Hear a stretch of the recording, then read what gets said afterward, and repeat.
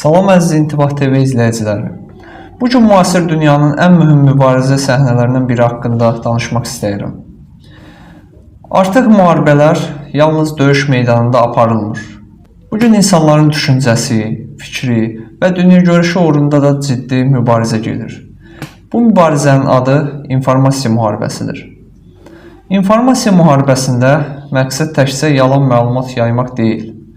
Məqsəd insanların düşüncəsinə təsir etmək, cəmiyyətdə inamsızlıq yaratmaq, qorxu yaymaq və həqiqəti kölgədə qoymaqdır. Bugün sosial şəbəkələr vasitəsilə bir xəbər saniyələr ərzində milyonlarla insana çatır. Təəssüf ki, bəzən yalan məlumat həqiqətən daha sürətli yayılır. Çünki insanlar çox vaxt xəbəri yoxlamadan paylaşırlar. Məhz buna görə də informasiya müharibəsində ilk silah savadlı və düşünən vətəndaşdır. Hər oxuduğumuz xəbərə inanmaq olmaz. Hər gördüyümüz videonun doğru olduğunu qəbul etmək olmaz. Özümüzə bir neçə sadə sual verməliyik. Bu məlumatın mənbəyi kimdir? Başqa etibarlı mənbələr də bunu təsdiqləyirmi? Bu paylaşım məni məlumatlandırmaq üçün hazırlanıb, yoxsa emosiyalarımı idarə etmək üçün? Bu sualların cavabını axtarmaq media savadlılığının əsas hissəsidir. İnformasiya müharibəsində ikinci vacib amil soyuqqanlılıqdır.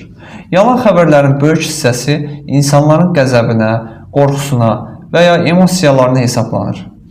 İnsan emosional qərar verdikdə həqiqəti araşdırmağa daha az vaxt ayırır.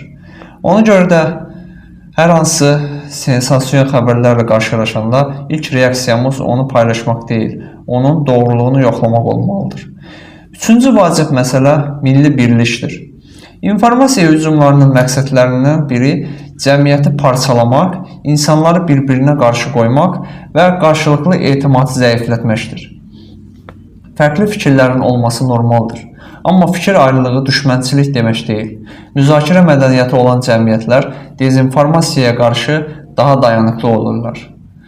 İnformasiya təhlükəsizliyi sadəcə dövlət qurumlarının işi deyil. Hər bir vətəndaşın da bu sahədə məsuliyyəti var. Çünki bəzən bir nəfərin düşünmədən paylaşdığı yanlış məlumat minlərlə insana çata bilir. Azərbaycanda müxtəlif dövrlərdə informasiya mübarizəsi ilə üzləşib. Bu təcrübə göstərir ki, düzgün, vaxtında və dəqiq məlumatın cəmiyyətə çatdırılması mühüm əhəmiyyət daşıyır. Bəs informasiya müharibəsində necə qalib gəlmək olar? Silahla yox, yalanla yox. Həqiqətlə birlikdə, səbir və məsuliyyətlə. Oxuyan, araşdıran, tənqidi düşünən və məlumatı yoxlayan cəmiyyətlər manipulyasiya olunmağa daha az meyilli olur. Unutmayaq ki, informasiya əslində ən güclü silah deyil, düzgün məlumatdır. Ən böyük müdafiə isə düşünən və məsuliyyətli vətəndaşdır. Sonda bir fikir xüsusi vurğulamaq istəyirəm. İnformasiya müharibəsində qələbə yalnız texnologiya ilə qazanılmır. Bu qələbə həqiqətə sadiq qalmaq, tənqidi düşünmək və cəmiyyətə olaraq məsuliyyətli davranmaq da qazanılır. Əgər biz oxuduğumuz hər xəbəri yoxlasaq, emosiyalarımızı deyil, məntiqimizi rəhbər tutsaq və həqiqəti axtarmaqdan vaz keçməsək, informasiya müharibəsində bizi aldatmaq çox çətin olacaq. Diqqətiniz üçün sağ olun.